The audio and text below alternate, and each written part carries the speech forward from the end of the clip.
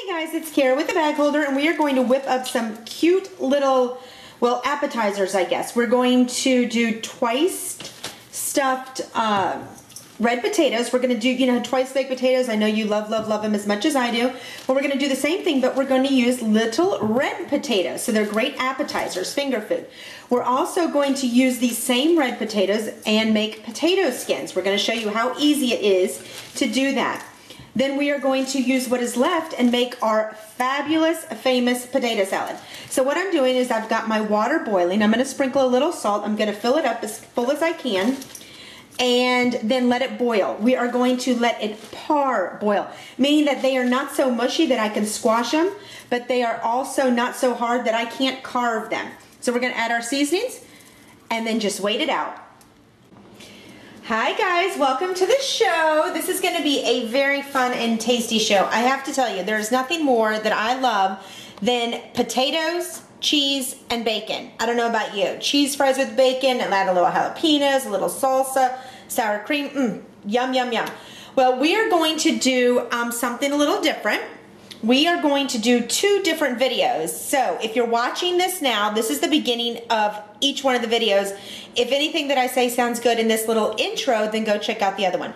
We are going to do, of course, a lovely twice baked potato. Now these are bite-sized with little red potatoes. We've done a 3-pound bag, cooked it, and then split it and shelled it.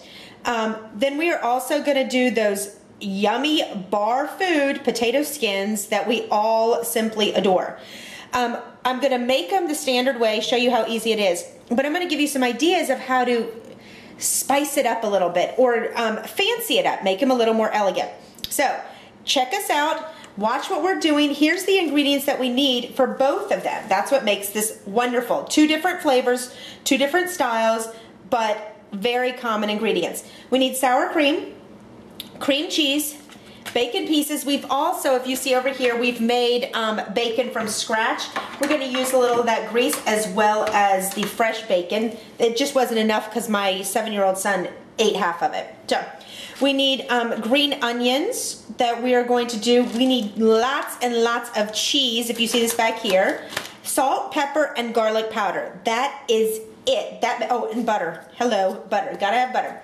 So that is it. So stay tuned. Go check out the video. Hopefully you're watching one of them and don't delete. And just to remind you, please subscribe to our videos because, of course, this is free to you. It is free on me, but it just makes me feel really good when I know people are watching.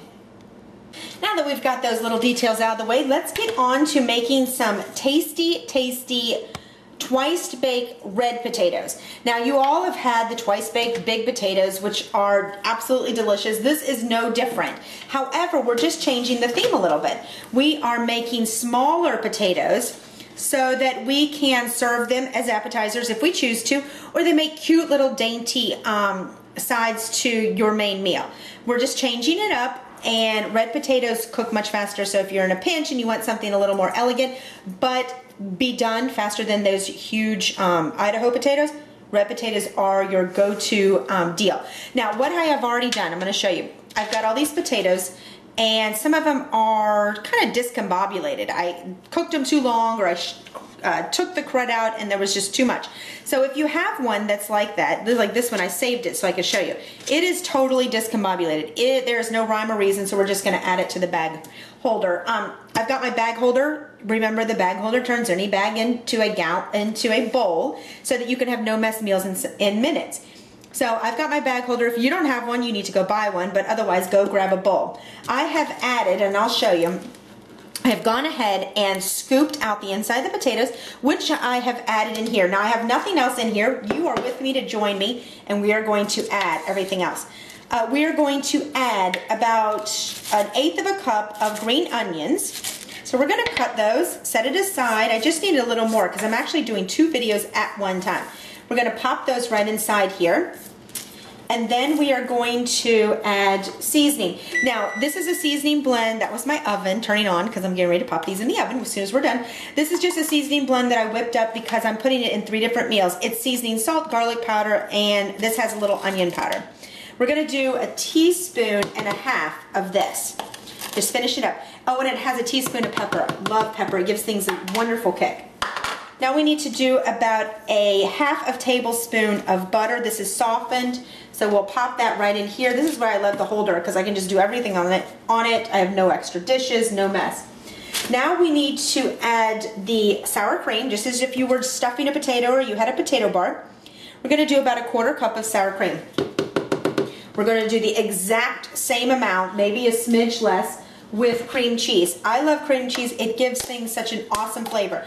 This is completely optional, but I'm adding it, and again, it's just under a 1/4 cup. Pop it in there. Because we're adding the other sharp cheddar cheese, again, it's optional. It just makes it nice and creamy, and it has just a smidge of a different flavor. Now, we cannot forget the bacon. I have pre-made, pre-bought bacon. That makes your life really simple. That needs to be a staple in your home. But I've also whipped up a bunch of regular bacon, because we've made several meals. So we are going to put this as well as about 1/8 of a cup of that. In the end, you want about a full 1/4 cup of bacon pieces, fresh bacon, does not matter to me. Now, here's the key. This is the clincher. If you don't eat bacon, which I have several friends that do not eat bacon, and I get it, and I have no problem with it, but you still want to do these twice baked potatoes, and you still want them to look elegant, skip the bacon, substitute it for some spinach or broccoli.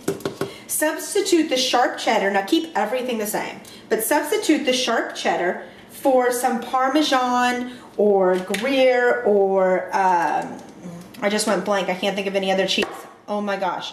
Blah, blah, blah, blah, blah. How about Swiss cheese? Ooh, that would be fun. Spinach and Swiss. Again, you create whatever recipe you want. I'm not the super duper pro. I just am full of ideas. So we're going to add enough here that gives us about a full 1/4 cup. Again, making them creamy. We've got our seasoning in here, and we are going to remove the bag. Simple dimple.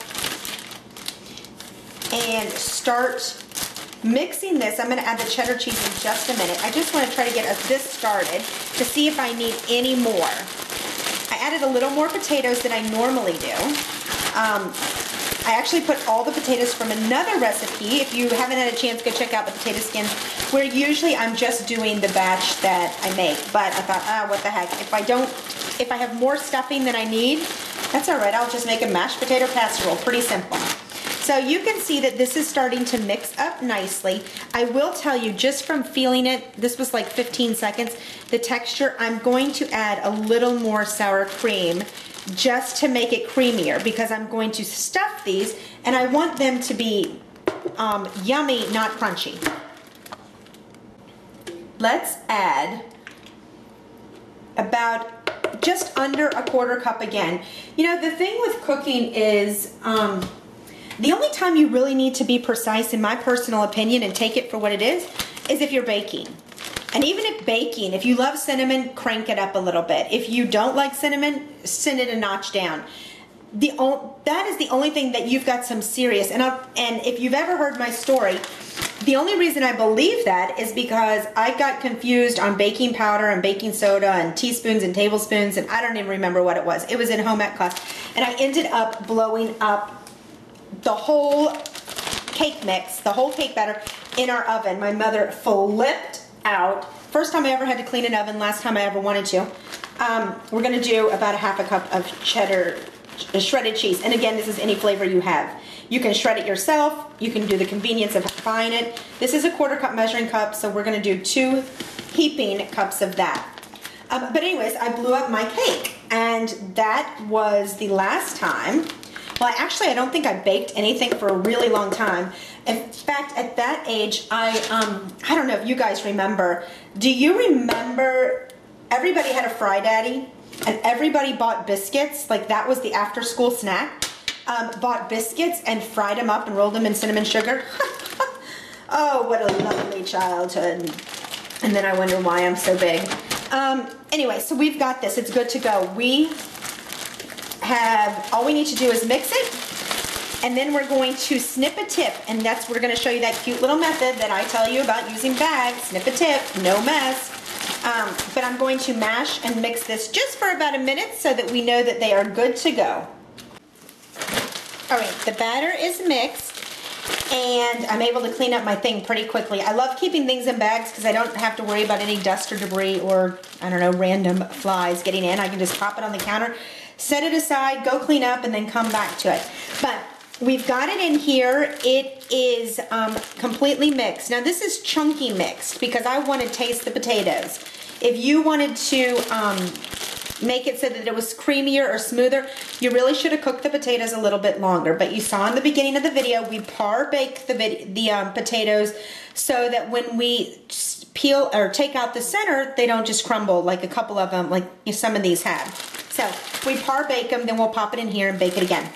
We've got our bag, and what we are going to do is, if you have ever seen me, basically I'm going to open the top. We're going to pipe from the bag. Makes it very simple, and it makes it basically hands-free. I don't have to touch anything. And I'm going to create what I call a piping bag. You can see right here.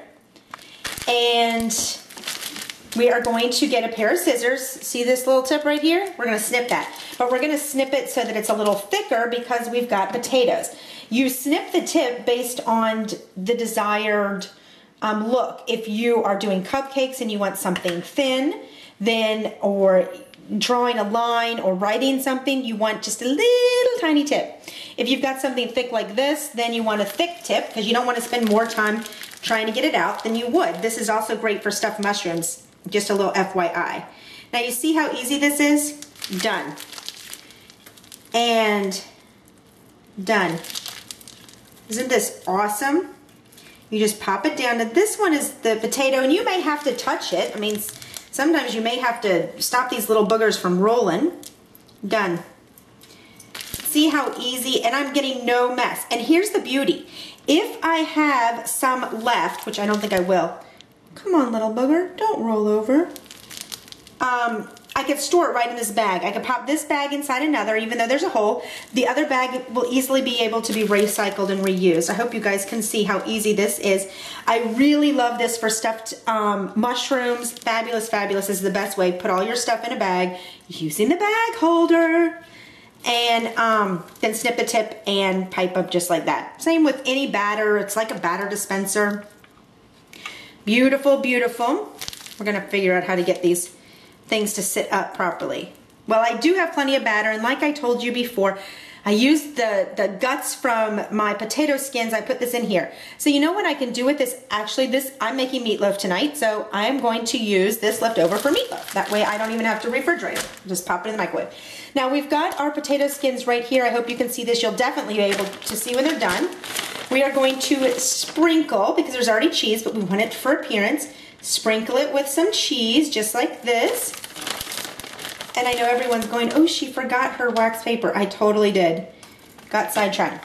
All right, we're gonna pop these in the oven at 350 for about 13 to 15 minutes, and we will see what they look like, and I'll tell you what they taste like. The twice baked stuffed red potatoes are done, and they are delicious. Don't they look fabulous? All right, guys, thanks so much. Visit us at facebook.com/TLFamily or facebook.com/bagholder. And if you like us, tell us. If you don't, keep it to yourself. Subscribe now. Bye-bye.